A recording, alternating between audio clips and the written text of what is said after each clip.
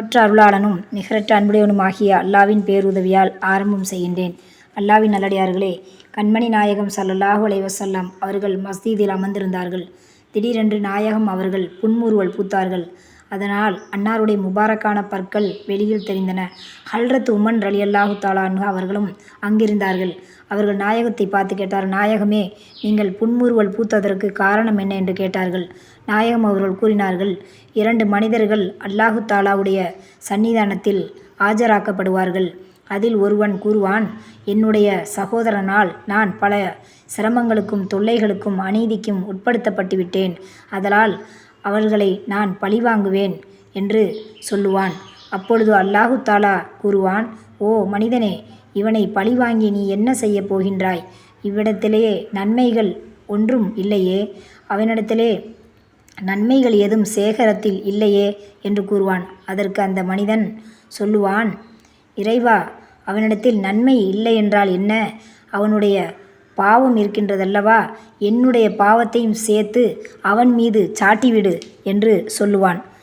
இதை சொன்னவுடன் நாயகம் வஹி காதுக்கு வந்தவுடன் நபி அவர்கள் ஸல்லல்லாஹு அலைஹி வஸல்லம் அவர்கள் முபாரக்கான கண்களிலிருந்து கண்ணீர் தாரை தாரையாக வடிந்தது. தாங்க முடியாமல் அழுதார்கள். பிறகு கூறினார்கள், கியாமத் நாள் இப்படித்தான் இருக்கும். அந்நாளையில் ஒவ்வொரு மனிதனும் தன்னுடைய பாவங்களை அடுத்தவர்கள் மீது சாட்டப்படுவதற்கே விருப்பப்படுவார்கள். மீண்டும் கூறினார்கள், அல்லாஹு தாலா அம்மனிதனை நோக்கி கூறுவான், ஓ அடியானே, உன் பார்வையை உயர்த்திப்பார். அந்த மனிதன் பார்வையை உயர்த்தி பார்த்தவுடன் ஆச்சரியம் என்னவென்றால், இறைவனே, இங்கு தங்கத்தாலும் முத்துகளாலும் இன்னும் மரகதத்தாலும் கட்டப்பட்ட மாளிகைகள் தெரிகின்றதே இறைவா, இது யாதற்காக கட்டப்பட்டுள்ளாய்? எந்த நபிமார்களுக்காக கட்டப்பட்டுள்ளாய்? சாலின்களுக்காக கட்டப்பட்டுள்ளதா, அல்லது ஷஹீதுகளுக்காக கட்டப்பட்டுள்ளதா, அல்லது முத்தகீன்களுக்காக கட்டப்பட்டுள்ளதா? யாருக்காக கட்டப்பட்டுள்ள மாளிகை என்று கேட்பான். அதற்கு அல்லாஹு தாலான் கூறுவான், பாருங்கள், அந்த மனிதனு மாளிகையிலுடைய அந்தஸ்துகளை உயர்த்தி பெறுவதற்காக எவன் நல்ல அமல்களை நிறைவேற்றினானோ அவனுக்காக உள்ளது. இதை கேட்ட அம்மனிதன் ஆச்சரியமுற்று கூறுவான், இதனுடைய விலை என்ன? மேலும் இதனை எவன் அடைய முடியும் என்று அல்லாஹு தாலாவிடம் கூறுவான். ஓ அடியானே, இதனை நீ அடைய முடியும், எல்லோரும் பெற முடியும் என்று இறைவன் கூறுவான். அந்த அடியான் கேட்பான், இறைவா, இந்த அந்தஸ்தினை அடைவதற்காக நான் என்ன செய்ய வேண்டும்? அல்லாஹு தாலா திருவுளமானான், நீ உன் சகோதரர்களுடைய குற்றங்களை பழிவாங்காமல் அவர்களை மன்னித்து விட வேண்டும். இதனை கேட்டு மிகவும் சந்தோஷமுற்று தன் சகோதரன் அவன் மேல் வைத்திருந்த அந்த கோபத்தையும் தணித்து, நான் உன் குற்றங்களை அனைத்தையும் மன்னித்து விட்டேன் என கூறுவான். அப்பொழுது அல்லாஹு தாலா கூறுவான், நல்லது, இப்பொழுதே நீ உன் சகோதரனின் கையை பிடித்து வண்ணம் சொர்க்கத்தில் செல்வாயாக என்று கூறுவார்கள். சகோதரிகளும் ஒன்றுபட்டு இந்த பூமியில் வாழ்ந்தால் அல்லாஹ்க்கு சுப்ஹானஹு தஆலா நம்மளுக்கு கட்டியிருக்கிற மாளிகை, அந்த மாளிகை கூட நம்மளுக்கு வேண்டாம். ஆனால் நம்ம ரப்புவை போய் பார்த்து நம்ம நபியை பார்த்தா போதும். நான் எப்படி ஒரு மாளிகையை அல்லாஹ் கட்டி வச்சு நம்ம பாசத்தை இணைக்கிறான் பாருங்கள். ஆனால் பகையாயிராதீங்க, பாசத்தோடு வாழுங்கன்னு அல்லாஹ் எப்படி நம்மளை ஒன்று சேர்த்து வைக்கிறான் பாருங்கள். இதை தான் இதனை கூறிய நாயகம் அவர்கள், ஓ மனிதர்களே, இந்தோ பாருங்கள், அல்லாஹு தாலா முஸ்லிம்களுடைய பிரச்சனைகளையும் இன்னும் அவர்களுடைய ஏற்படும் சண்டை சச்சரவுகளையும் எவ்வளவு நுட்பமான முறையில் தீர்த்து வைக்கின்றான். ஆகையால் நீங்கள் அல்லாஹுக்கு பயப்படுங்கள். மேலும் உங்களுடைய ஏற்படும் சண்டைகளை சுமூகமான முறையிலும் தீர்த்து வைத்து கொள்ளுங்கள். கிடைக்க வேண்டும் என்ற நோக்கத்திலும் ஏதேனும் யோசிக்காமல் தன்னுடைய சகோதரனின் உடனே மன்னித்து விட்ட செயலின் மீது எனக்கு சிரிப்பு வந்துவிட்டது என நாயகம் ஸல்லல்லாஹு அலைஹி வஸல்லம் அவர்கள் கூடி பயானை முடித்து விட்டார்கள். அல்லாஹ்வின் நல்லடியார்களே, பாருங்கள், அந்த தங்க மாளிகையை பார்த்தவொடனே அவங்க அவங்களுக்கு மேலே ஏற்பட்ட அந்த கோபத்தை கூட நான் விட்டுறேன், அவங்களுக்கு நான் அவங்கள மன்னிச்சிட்டேன்னு சொல்லி 2 கையை பிடிச்சிக்கிட்டு சொர்க்கத்துக்குள்ளே போகிறாங்களாம். இப்போ பாருங்கள், துனியாவில் விட்டு கொடுக்குறவங்க கெட்டு போவது கிடையாது. ஆத்திரப்படும் அளவுக்கு அவங்கள அடிச்சிடணுங்கிற அளவுக்கெல்லாம் கோபம் வரும். அந்த அளவுக்குலாம் ஏற்படுத்தி நம்மளை விட்டு பிரிக்க வைக்கிறது இப்லீஸுடைய வேலை தான்.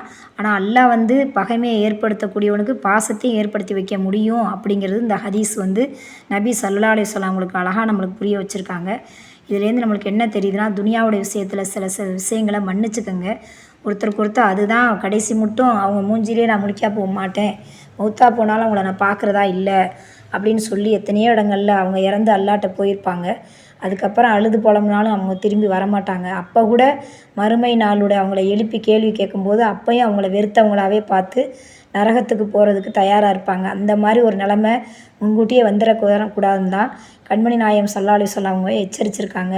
அன்புள்ள நல்லவர்களே, இன்ஷா அல்லாஹ் நீங்கள் உங்களுடைய சகோதரன் சகோதரியோட முடிஞ்ச அளவுக்கும் ஒற்றுமையாக இருக்கிறதுக்கு நீங்கள் அல்லாட்ட துவா கேட்டு வச்சுக்கோங்க. எந்நிலையிலும் என்னுடைய உடன் பிறந்தவர்களை நாங்கள் வெறுக்கிற மாதிரி விஷயத்துக்கு ஆயிடக்கூடாது யா அல்லாஹ்.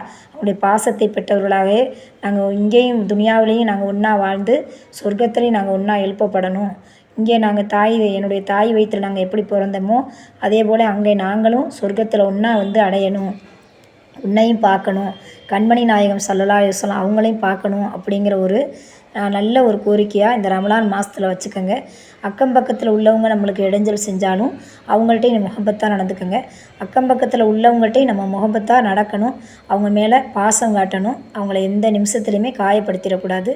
நம்ம இஸ்லாம் தான் கற்றுக் கொடுக்குது. நம்மளை எதிரியாக பார்த்தாலும் அவங்கள நண்பனாக தான் நம்ம பார்க்கணும். இன்ஷா அல்லாஹ் அவங்களுடைய உள்ளத்தையும் அல்லாஹ் மாற்றக்கூடியவனாக இருக்கிறான். இன்றைக்கி கோபமாக இருக்கிறவங்க நாளைக்கு அன்பாக மாறுவாங்க அப்படிங்கிறதுக்கு இது ஒரு எடுத்துக்காட்டு. அல்லாஹ்வின் நல்லடியார்களே, இதை கேட்டு இன்ஷா அல்லாஹ் பயன்பெறுவோம். நம்ம போடுற ஹதீஸை நம்ம மாத்திரம் கேட்டால் போதுமா அப்படின்னு பார்த்தா கிடையாது. நம்ம கற்ற கல்வியை, நம்ம கேட்ட ஹதீஸை பிறருக்கு எத்தி வைக்கணும். உலகமெங்கும் இது ரீச் ஆகணும். இன்ஷா அல்லாஹ் நம்ம போடுற பயான் மாத்திரம் ரீச் ஆகணுமா அப்படின்னு பார்த்தா கிடையாது. உலகத்தில் இருக்கக்கூடிய அத்தனை நல்ல உள்ளங்களும், ஹாஃபில்களும், ஆலிம்களும், ஜமாத்தாளர்களும், மதுரசாவில் ஓதிட்டு வந்த அத்தனை நல்ல உள்ளங்களும் பயான் போட்டுக்கிட்டு இருக்காங்க. அத்தனை பேருடைய ஹதீஸுகளையும் நீங்கள் கேட்டு பயன்பெறணும். இன்ஷா அல்லாஹ் நம்ம போடுற பயானையும் இன்ஷா அல்லாஹ் எடுத்து மக்களுக்கு நீங்கள் சொல்லணும். ஏன்னா ஒரு மக்கள் கேட்கக்கூடிய ஒரு விஷயத்தை தனக்குள்ளே பதுக்கி வச்சுக்கக்கூடாது. அதை பிறருக்கு எத்தி வைக்க. நம்மளுக்கு எப்படி உணவுகள் போக மிச்சம் எல்லாருக்கும் கொடுப்போமோ, நம்மளுக்கு எப்படி பொருளாதாரம் எல்லாம் இருக்கிறப்ப எல்லாத்துக்கும் உதவி செய்வோமோ, அதே போல் பயான்களையும் நம்ம கேட்டு அதை அவளை அப்படியே விட்டுறது சரியில்லை. நான் என்னுடைய பழக்கம் எப்படின்னா, ஏதாவது ஒரு ஹதீஸ் கேட்டால் அதை யாருக்காவது சொல்லணும் அப்படின்னு சொல்லி தோணும். அது மாதிரி யாராவது ஒரு ஆலிம்கள் ஹதீஸ் போட்டாலும் அதை பாருங்கள், அது எப்படி சொல்லியிருக்காங்க அப்படின்னு சொல்லி ஹதீஸில் எப்படி வந்திருக்குன்னு சொல்லி என்னுடைய பழக்கம் அதுதான். நீங்கள் அல்லாஹ்வின் நல்லடியார்களே, இன்ஷா அல்லாஹ் முடிஞ்ச அளவுக்கும் எல்லாருக்கும் நம்ம இதை தீனை பரப்பணும் அப்படிங்கிறதான் நபி வழி. ஏன்னா நன்மையை ஏவி தீமையை தடுங்கள். எங்கே தவறு நடக்குதோ அங்கே அன்பானபடி ஒரு தடவை சொல்லலாம். அவங்கள தடுக்கிற இது நம்ம உரிமை இருக்குது. 2 தடவை சொல்லலாம், 3 தடவை சொல்லலாம். கேட்கலன்னா நம்ம ரப்புட்ட அல்லாஹ் நான் சொன்னேன், அவங்க கேட்கல, அல்லாஹ் நீ அவங்கள மன்னிச்சிரு, அவங்களுக்கு உண்டான நல்ல நீதிகளை நீ வழங்கு அப்படின்னு சொல்லி அல்லாஹ்ட்ட நீங்கள் ஒப்படைக்கணும். அல்லாஹ் அவங்கள எப்படி திருத்தணுமோ அப்படி திருத்திடுவான். அதனால் அல்லாஹ்வின் நல்லடியார்களே, எல்லோரும் ஒன்றுபட்ட சகோதர சகோதரிகளாக உலகத்தில் உள்ள மக்கள் அத்தனை பேருமே உடன்பிறப்புகளாக வாழ்ந்து ஆண்களை பெண்கள் மதிக்கும் வகையிலும், பெண்களை ஆண்கள் கண்ணியப்படுத்தும் முறையிலும், பெரியவர்கள் சிறுவர்களையும் கண்ணியத்துடன் பாசத்துடன் வளர்க்கும் பாக்கியத்தையும் நம் உலக மக்களுக்கும் நம் பின்வரும் சந்ததிகளுக்கும் அல்லாஹ் தௌஃபீக் செய்வானாக என்று கேட்டவளாக இந்த பயானை முடிக்கின்றேன். நூருல் இஸ்லாம் சேனலுடன் இணைந்திருங்கள். இன்ஷா அல்லாஹ் நல்ல விஷயங்களை தெரிந்து கொள்வதற்காக. அஸ்ஸலாமு அலைக்கும் வரஹ்மத்துல்லாஹி வபரகாத்துஹு.